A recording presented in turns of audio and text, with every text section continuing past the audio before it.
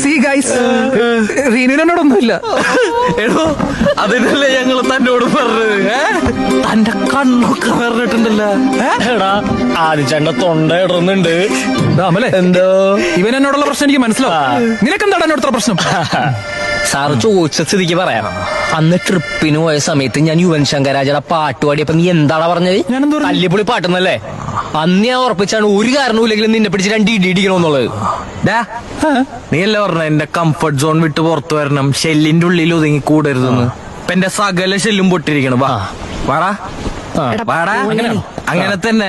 I came prepared. Come fist fight. Sreeni, സ്ത്രീകളും കുട്ടികളും മാറ്റി നിർത്തും. രക്തം കണ്ട ചില സ്ത്രീകൾക്ക് തലകറങ്ങും.